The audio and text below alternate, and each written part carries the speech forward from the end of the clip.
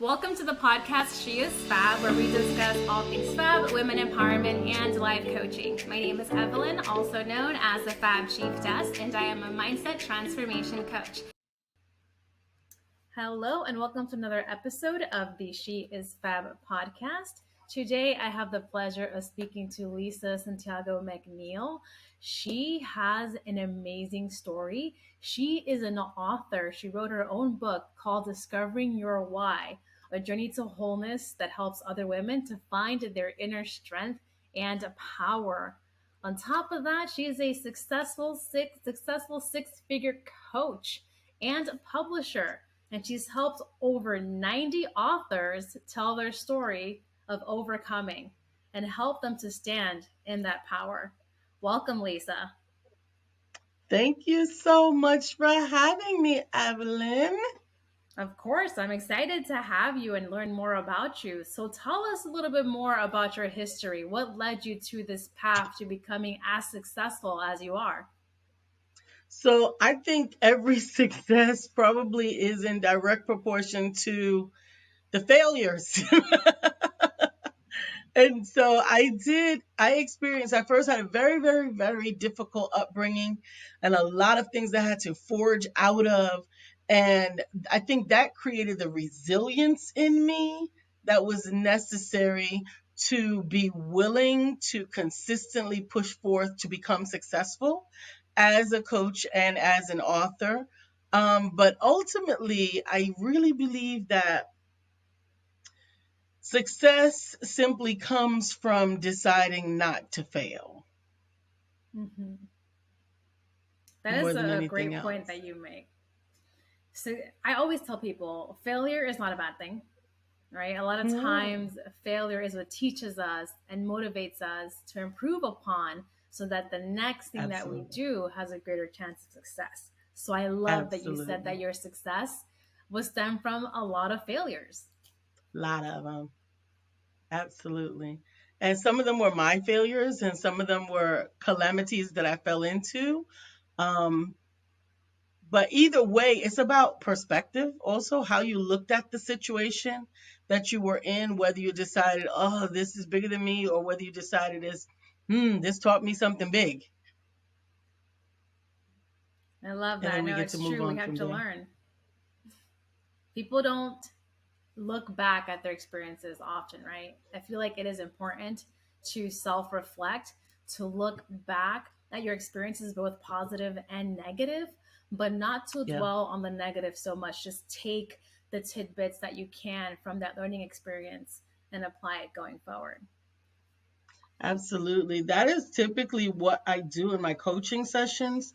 It starts with reflection. The 5-step manifestation process, actually, it starts with reflection because I need to know where you came from. I need to know what you've been through because oftentimes there's nuggets of wisdom nestled in those experiences. And if you can get the help that you need to pull the wisdom out of it, then oftentimes the wisdom from the pain in your experience becomes your fuel and your purpose. It just actually comes out and it ends up being the very thing that will take you higher and higher and higher. That is very true. I love that you're speaking my coaching language. So, did you always know that you wanted to be a coach, or did you transition from one thing into then becoming a coach? I always knew I was going to be a coach. I didn't know the name coach at that time. I thought it was teacher or minister or healer. But I've always done what I do. I've always been Mm-hmm. one that helped people to express themselves, to heal themselves, to hear themselves, and to be able to make sense of some of the chaos, even as a very young girl, like even Mm-hmm. before my time, if you will. Those were things I could always see perspective. I could always see perspective. Gotcha. So it's like you were meant to come into this role, even from a young age? You didn't know quite what, but Absolutely. you had the aptitude, the personality, the want to Mhm. help others. Absolutely. Absolutely. And even in corporate America, I was always a coach or a mentor in management. So it's always been someone to help someone else to get further than they could on their own with only the perspective that they have themselves. Because so often it's what you can't see that is the missing pieces. So yeah, Mm-hmm. coming alongside you and walking you through that process of manifestation and encouraging my clients along the way to help them to go from just what they know. Because a lot of times you know something intrinsically, but you don't understand how to articulate it or package it or present it. And even worse, you don't know how to monetize it. Mm-hmm. And I Those are want to all see great my points. coaches not only effective, but financially secure as well. Mm-hmm. So, in terms of you're a coach for coaches, right? That's one of the Mhm. taglines that I saw when I first started to get to know about your background a bit. What Yeah. prompted you to want to work specifically with coaches? Very simply, I wanted to make the most impact of helping people to heal from what they were dealing with. And so initially I was serving clients directly, serving clients, coaching them through their experiences, coaching them through their situations.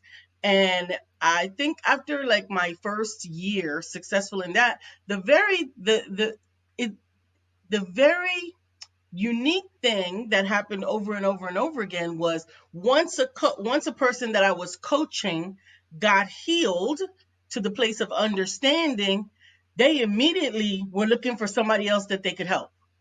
Mm, And so it birthed a crop of people that now said, "Oh my God, thank you so much for helping me with that. I wish I could do what you do." Well, you can.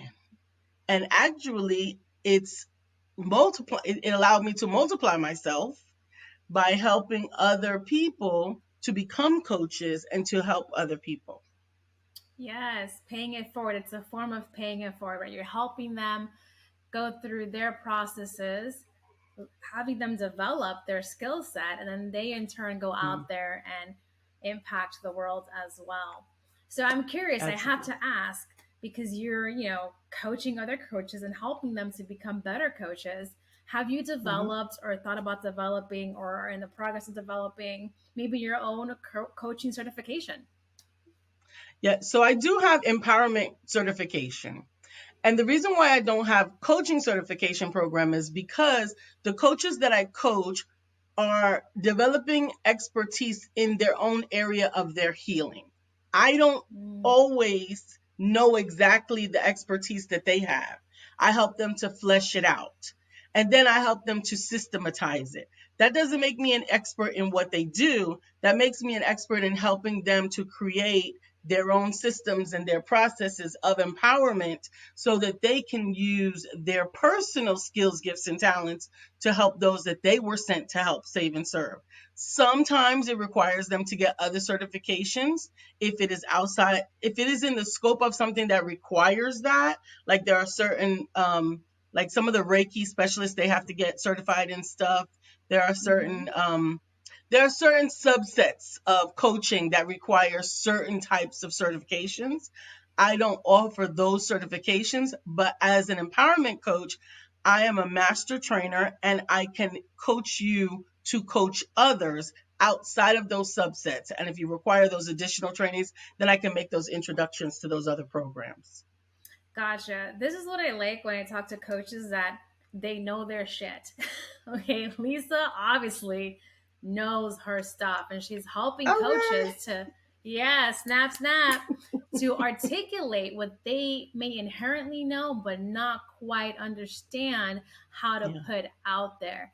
And that any good coach worth a grain of salt works with other coaches. They Yeah. seek help, they seek development from other coaches. And Lisa is one such coach that you could leverage if you want to improve as a coach.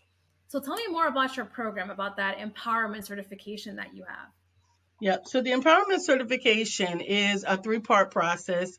It comes from it starts with discovery. First, we got to uncover what your superpower is, and then we move to transformation. How do you leverage that and move it into something that we can see, hear, feel, and understand, and communicate to someone else?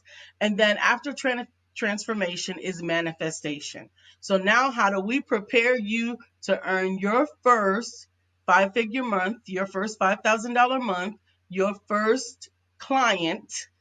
How do we put you together to actually manifest your own coaching program and get you out there where the world is expecting you and respecting you? Yes, key word respect, because as coaches, especially when you're starting out and you don't quite know the ins and outs of how to do certain things, you're your CEO, you're the employee, you're the marketer, it's all on you. You may be overwhelmed, you may feel like you don't have the right authority, the right skill set, and in some ways you can actually disrespect yourself and what you're trying to do because you feel you're lacking in various areas. I love that. Absolutely.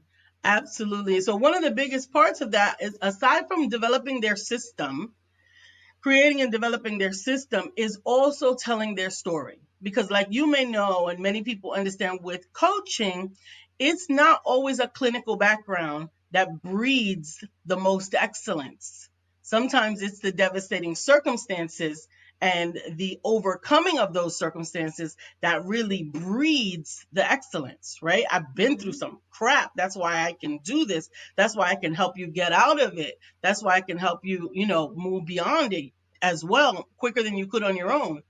Well, what we do, which is what we use to present them now to their waiting public in such a way that they don't have to tell each person, excuse me, here's what I do and what I did and how I learned it.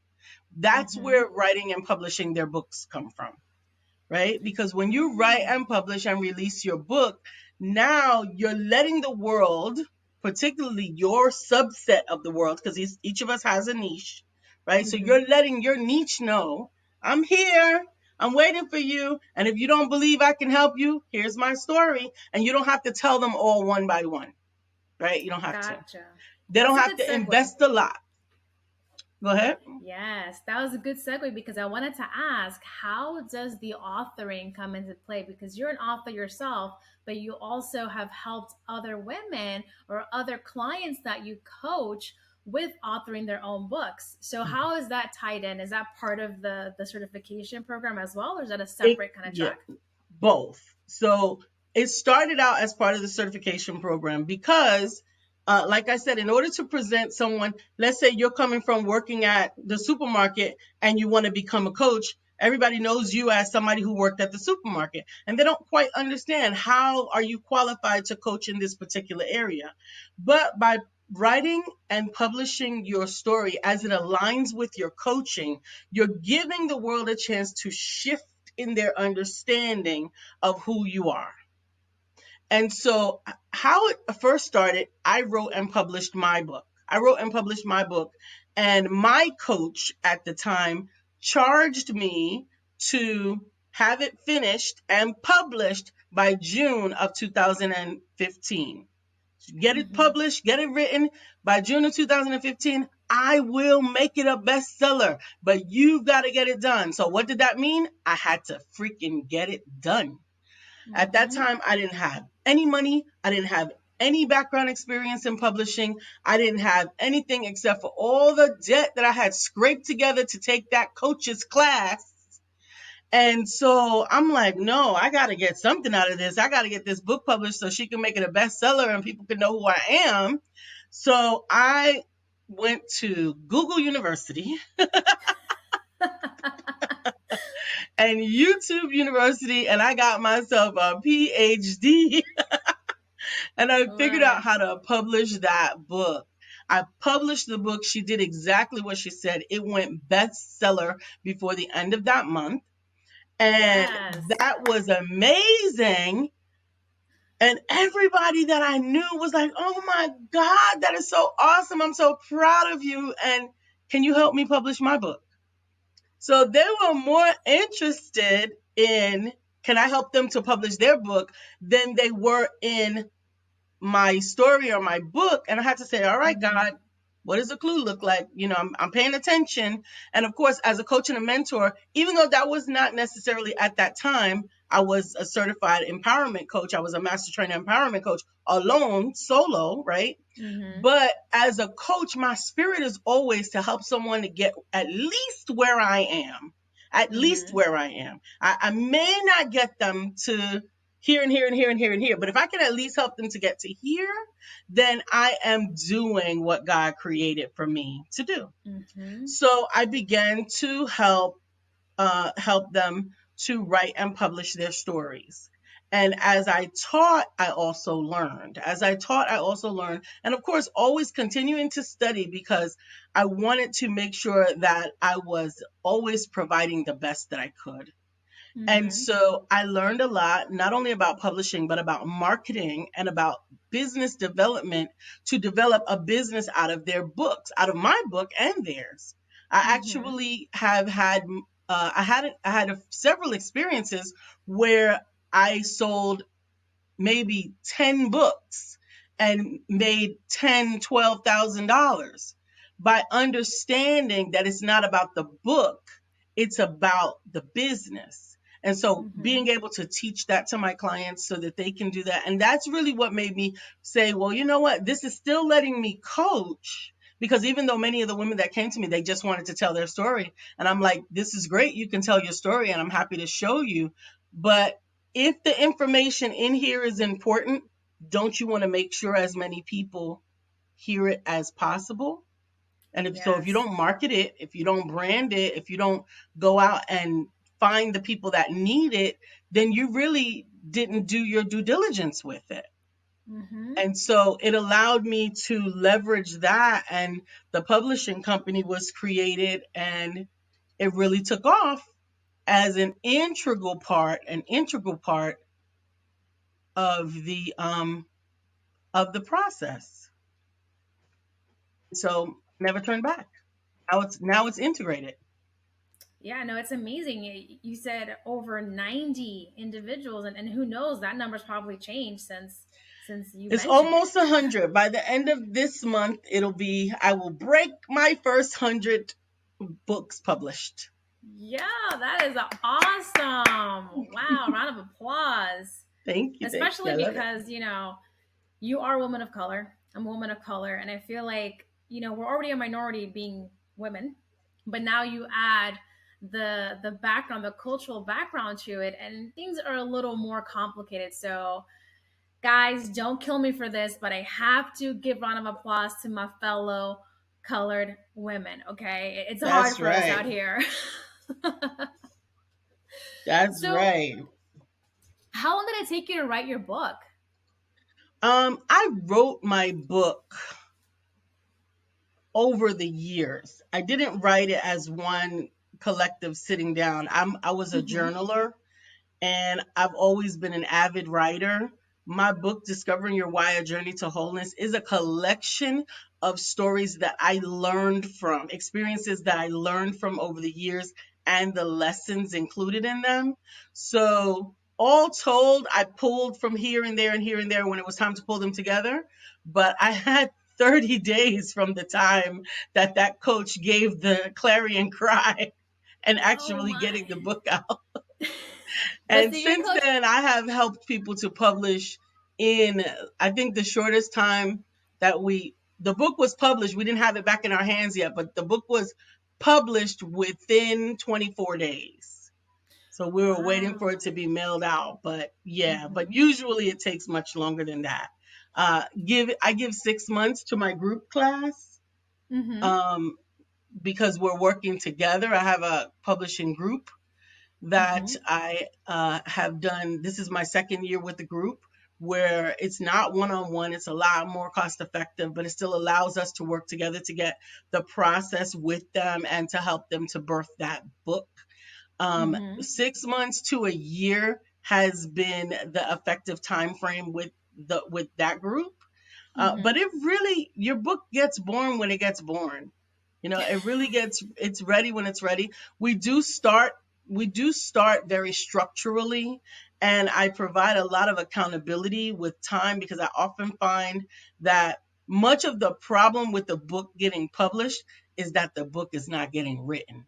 They're not being accountable to their time and to Mm-hmm. writing. And also, people often get a lot of writer's block, and so I help them to prevent writer's block by creating environments of creativity, showing them how Mm-hmm. to capture those thoughts and ideas so that they can save them up for later, for when those blocks come. Then you can go to your outlines that we create during the creativity block, and then that helps them to always have a free flow of content coming in and makes it Mm-hmm. more effective.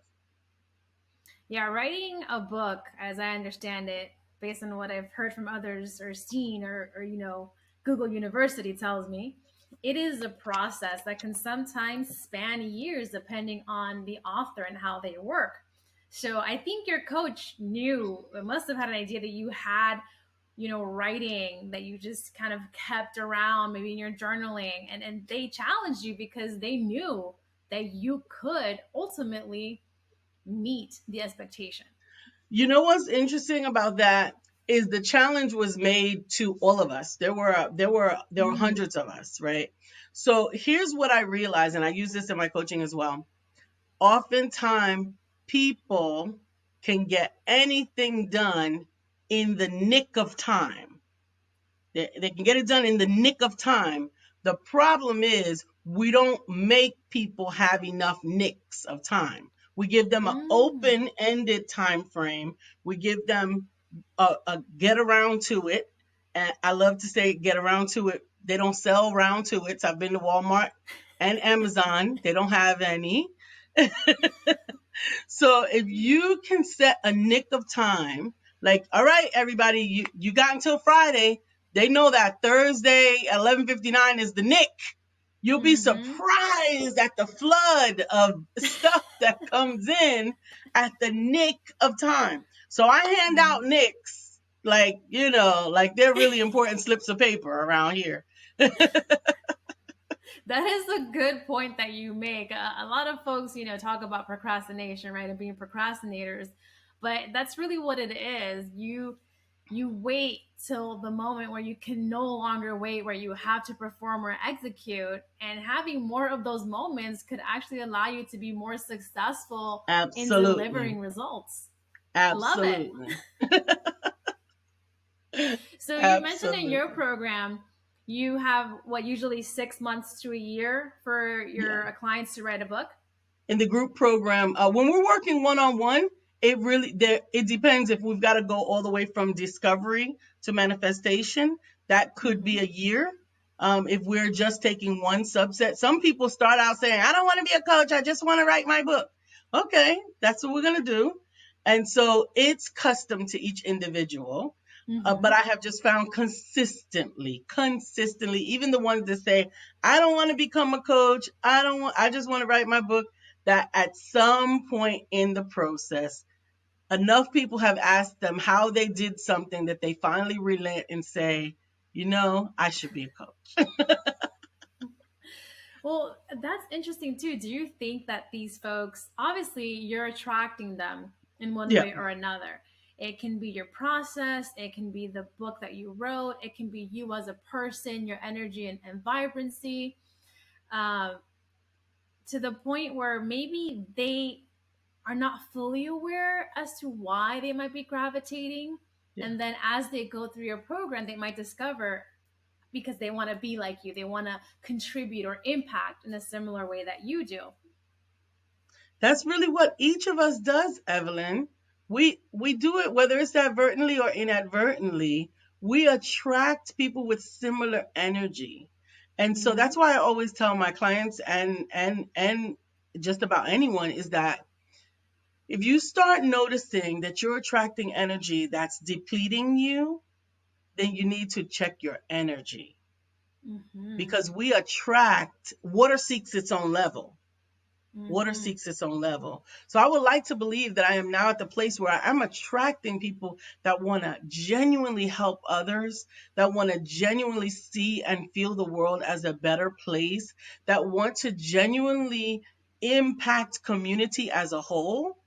And then first, let me say that's the first step. That's the first step for almost everybody.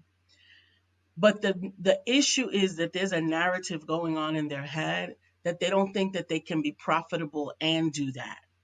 Mm-hmm. Sometimes it's because they think you can't be wealthy and do well doing, that you can't do both, right? Sometimes they think that either you're after money or you're after helping, that you got to be either or. But once they're able to be around me and my husband, haven't met my husband, but my husband is also a coach. He's a sales coach.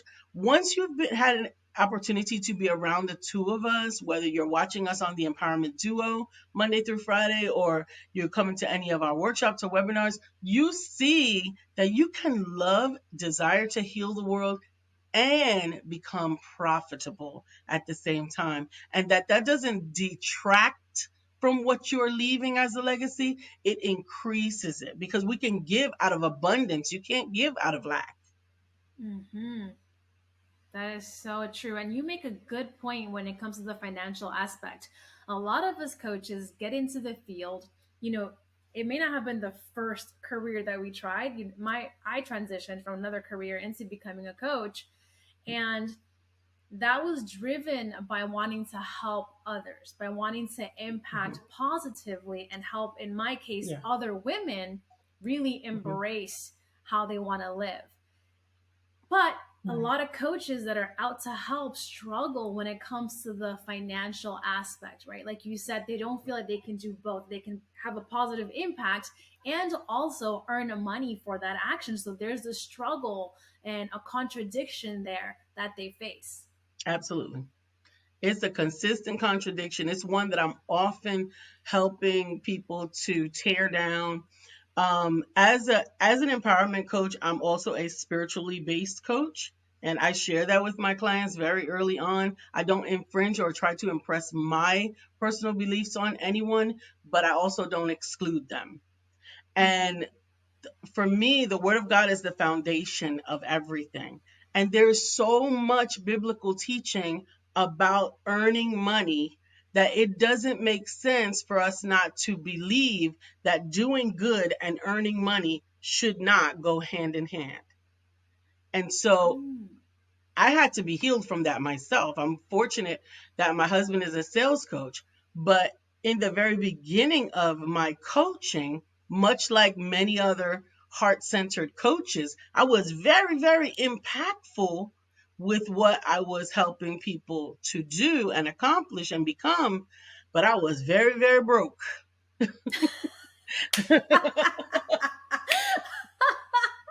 Tell the truth and shame the devil. That is a reality for a lot of coaches until they find, either the help that they need to cross that hump, or till they devise a solution, something that is in alignment that allows them to merge those two together. So it's a little bit of both because it also took a psychological shift for me. It took a psychological shift. I had to believe that universe, God, source wanted me to be compensated for the experience, wealth of knowledge, and support that I was giving to others.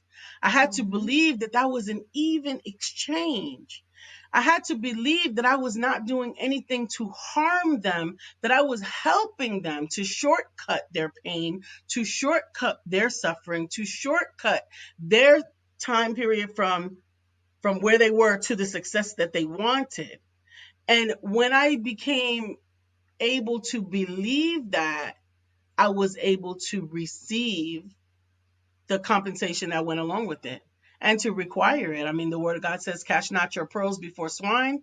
I know that everything that I've gone through in my life, whether it had to do with coaching or anything else, it was wisdom, which was pearls. I knew that I paid for them. That's the other thing that a lot of times heart center coaches forget. Sometimes you paid for it with money. Sometimes you paid for it with pain. Mm-hmm. And either thing that you paid for it with, it should be an equal exchange of value for value. So if I'm giving Right. away something for free that cost me desperately so much to gain, then I'm not valuing it properly.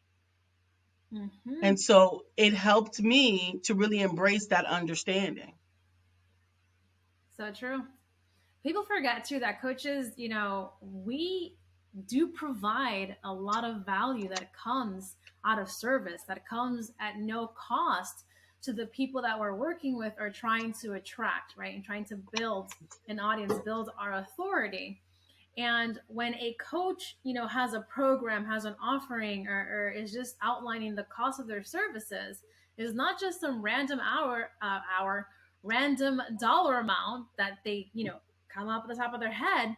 It is based on the value the coach can provide from the effort, the time that they're spending, the actual reflection, and making sure that what they're offering you is actually going to help you. And thirdly, from their experience, a lot of coaches, those that are successful as well, it's because of their personal experience. They're helping you, like you said, to alleviate a pain point, give you a shortcut from point A to point B because they've lived it, they've experienced it. Yes. And that's why I believe that it is important to understand the system that I created to help my coaches with that is called the cash system. The cash systems help you build up the right to ask for the value that you have deemed fit for your program. So the cash system allows you to not just express it, but to build up to it. Because a lot of times what happens, and I'm sure you've had this experience as well, where a, a coach or somebody will come up and say, hey, this is who I am, this is what I do, and it's $5 million. You know, that's just like saying, hello, my name is Lisa. Would you like to get married? Like, there was Mm-hmm. no in between there. Like, you got to have some in between. And with the cash system, we teach our coaches to matriculate through a series of experiences, interactions with their clients that allow them, almost encourage them to be willing to pay them more money for the next interaction. Because quite simply, they have shown value, more value than the person expected from that interaction. Mm-hmm. And by using the cash system, you're doing it in the least amount of time, with the least amount of effort, with the experience and expertise that you have, using a medium that suits your personality. So every cash system is unique, but every coach that comes through my system leaves with their own cash system. I love that you have so many offerings that really tailor to different pain points with the clients that you work with, potential coaches or existing coaches.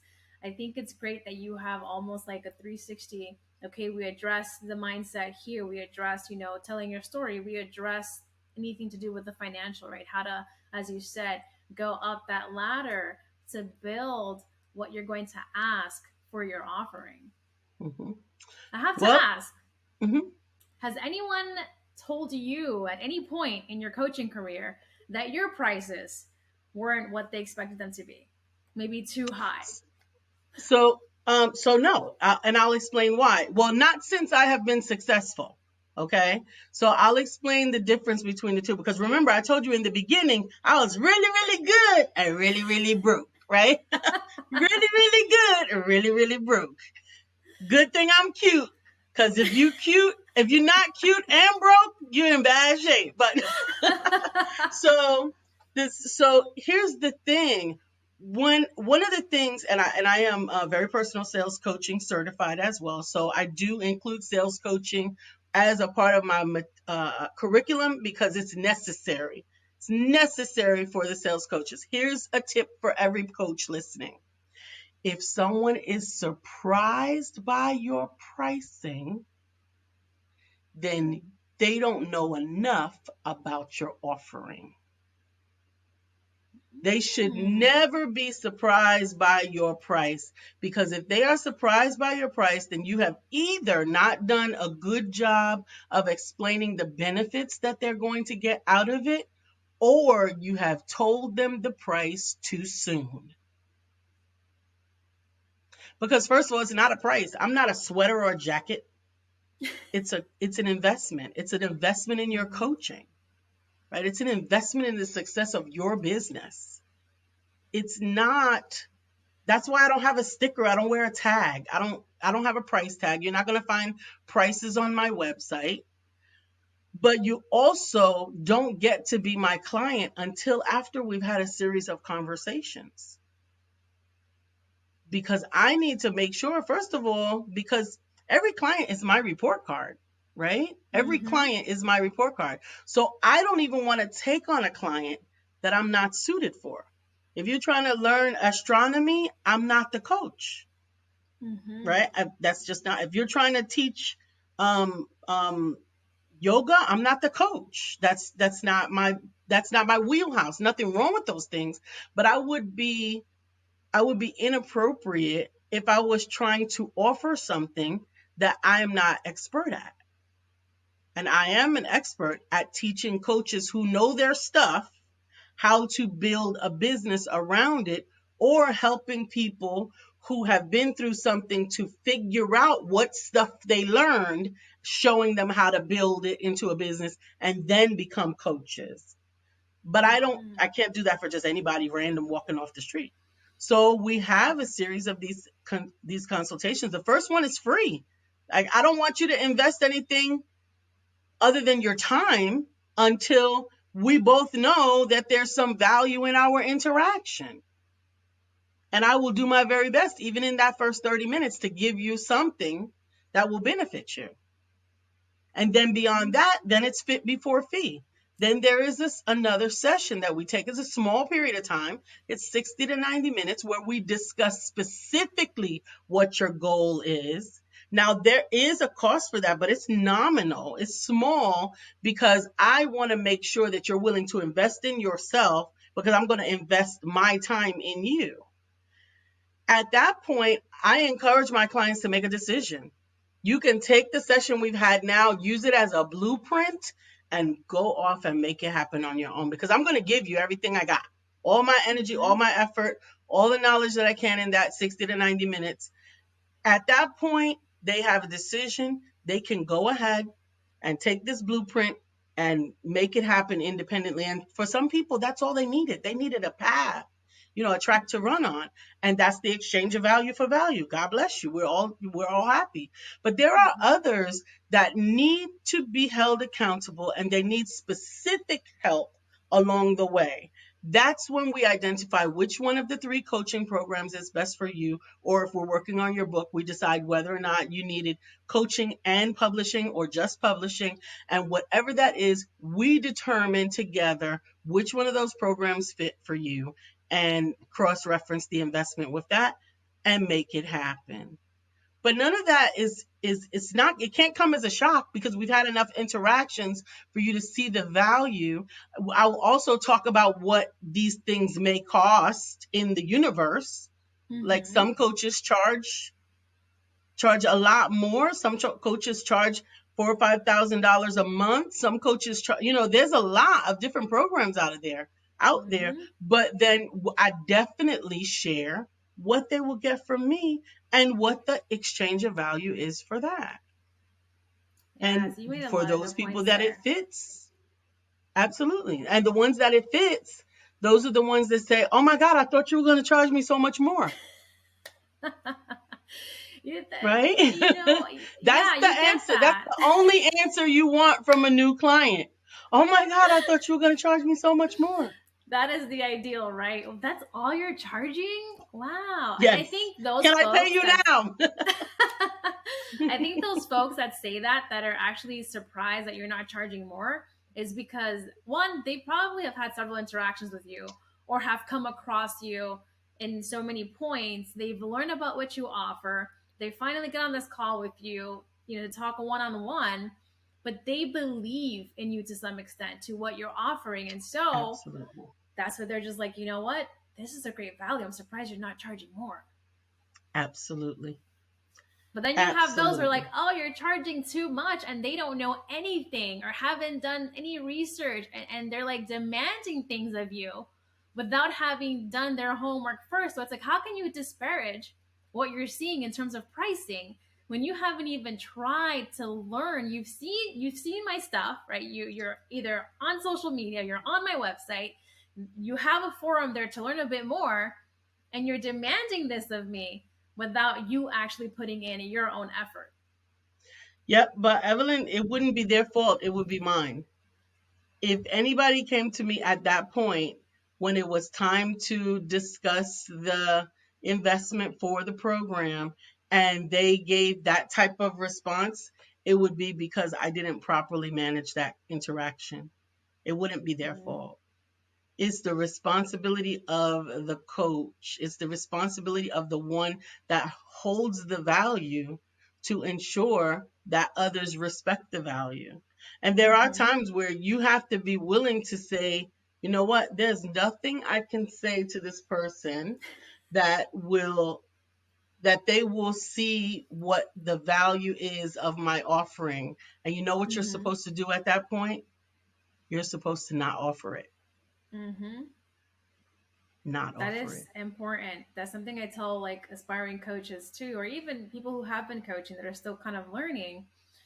You want to work with somebody that not only you can help, but who is compatible, who you know is going to actually benefit from your offering. Absolutely. You don't just take clients because they come to you or because they're able to pay your fee. No, it Mm, has to be mutually beneficial because, as you said, they're also your report card. they are. And I want straight A's. I want a 4.0 across the board. That's all I want. I don't want anything less. And so I'm very, very studious about assessing my potential clients because it is not for everyone. I am not for everyone. I'm grateful that, I mean, it may have taken me 50 years. I'm 53 years old this year. It may have taken that long to realize that who and what I am, who and what I have gone through has a value in it, but you cannot discount me. This is not Kmart, Walmart, whatever. You're not Mm-hmm. gonna I have to be willing to say I may not be the coach for you, Mm-hmm. and that's okay. There's so much power in knowing that, though. Some coaches, especially when they're starting out, don't know that. They don't know how to articulate that. They just want to have clients. And so they just bringing people on and understanding that you have a job, a service you're providing, especially if you're coming from the heart, where you actually could do more harm than good if you take on a client that you're not a good fit for, that you're not the right coach Absolutely. for. Absolutely. You could do more harm than good to your reputation, but worse to them. Yes. To them. And that to me, even as a coach, I mean, obviously we're not medical doctors, right? But I believe Mm-hmm. that the Hippocratic Oath applies. And that's number one, to do no harm. Mm-hmm. To do no harm. That what I do is so important that if I were to take advantage of or to take on someone that doesn't match my expertise, then I am disrespecting the gift that's been given to me. Right. I agree with you 100, 1000%. So, Lisa, we've heard about three offerings, right? You have the financial offering, you have the coaching offering. Well, they're all coaching offerings, but They're all there's coaching. different focus. You have the self-publish of the publishing of the book and writing of the book. Any other offerings that you have? No, so those are really the same offerings. Those are really it's just coaching. Those are just the different Mm. stages of Oh, becoming a gotcha. coach. You know what I'm saying? They all come into Mhm. the same wheelhouse. They're just different stages. Some coaches come to me and they're already published, but they don't know how to market it. They don't know Ah. how to Mhm. put it out there. They don't know how to leverage it. So then we may go through the process of simply republishing it or Mhm. relaunching it and developing the systems and programs Mm. around it. These are all pieces of the curriculum, if you will. pieces and Oh, parts of the gotcha. curriculum, but you So it's can, one program. yes, it's all one program, and you could select or we would together, I almost said Hmm. that incorrectly. We would together identify which pieces and parts you need. Because very many ladies come to me, and I have clients that are men as well. Um, but very many of the ladies that come to me after our first session, they may have thought that they were in discovery because they didn't understand some things, but something clicked and they're ready to go to manifestation. So I'm not going to force you to take transformation if we've already transformed. I can't force the butterfly back into the cocoon, right? Hmm. So we do account for some of those things moving forward. And it really is one offering with Hmm. different pieces and stages in it. Gotcha. And do you still do one-on-one outside of the program? You mean coaching, like life coaching or empowerment Hmm. coaching for someone that's really assessed during the discovery session or the initial consultation, because I have found that oftentimes I can do that initial consult, but if the person is at a place where they're going to really need a lot more growth and development, then I have coaches that I've coached that's what they do now exclusively, and I would much rather make that referral than Gotcha. to bring someone in with me that is not a good fit. Now, I've had people say, I don't care for nothing about your coach. I want you to coach me. And I say, she's good. She's good. She's amazing. She's the right fit. Obviously, you can't force someone off, Hmm. but I do my best to make sure they're matched with what they need. And if that is not me, then I want to make sure that I connect them with someone who is them, who is best for Hmm. them. But yes, I do have some clients that I just work with one-on-one that are, they're willing to make the investment that's necessary to work with me one-on-one, and it works. It works. Because I For those do of I you do still listening, take one-on-one clients. I do encourage um people to join my groups, but we still have both. We still have both. gotcha. So for those of you listening, if you really push and convince her, make her a good offer, she might coach you one-on-one. It's not a difficult offer. It's not a difficult offer. It's more about time than it is Hmm. about money, right? When you're Yeah. working one on one, we've got to make sure that there's enough scheduling. I can't make time. I can't invent time. There's only so much time in the day. So I have classes, I have programs, I have podcasts, I have clients Hmm. that I'm publishing and all these different things. So I just have to make sure that when you're coming to me for that, that there's also time within the schedule to make sure that you're getting the attention that you need. Gotcha. I mean, you're a busy woman. You have this program that covers, various topics. You're helping people to get published, writing books. Obviously, you might offer some one-on-one mentorship in your program. You're Yes. going on podcasts. You have all these marketing things. Like, I can imagine that your time is very slim. It just has to be managed. Everybody Yeah. has the same 24 hours in a day, and we just have to manage them. Yes. So we're going to put all the details of how to contact and connect with Lisa to learn more about her offerings and about her in general in the podcast and YouTube details. But Lisa, if you can tell us how folks can connect with you anyway. Absolutely, absolutely. The best way to connect with me is directly. Get on my calendar. I love to talk to you. Just go to IamLisaSantiago.com/calendar and schedule a session. Let's talk and see if there's anything more to become of it. If you want to catch any one of my programs, any one of my podcasts, uh, at the at the Empowerment Duo page on Facebook is where my shows are aired. At the Empowerment Duo page on Facebook, I also have a YouTube channel. I am Lisa Santiago, And I'm in Clubhouse hanging out now in the Clubhouse. Lisa Santiago McNeill in Clubhouse, Lisa Santiago McNeill on Facebook, Lisa Santiago McNeill on the gram. And I Yes. do respond to my DMs and my Facebook chats. Slide in those DMs, people. Slide in, slide in. I'm actually going to connect with you on all platforms, and we're going to post all of that again in the podcast YouTube details.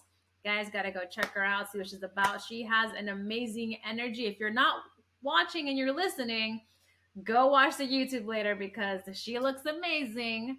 She's and cute. Y'all got to see it. She's cute. Lisa, any last comments, any last words for the audience? Absolutely, Evelyn. Thank you so much once again for having me. And I want to remind people that permission to be amazing has already been granted.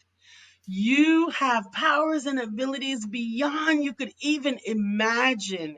Continue to do your very best and allow success to find you. Thank you so much for having me. I love that. I felt that. I feel like I can go out and conquer the world now. Yes. Thank you so much, Lisa. It was a pleasure having you. I've learned a lot in this conversation. I'm excited to continue following you on your journey and see how you continue to develop and impact the world. Everyone, absolutely. As I always say, preparation, accountability, execution, and resolve are keys to your success. Until next time.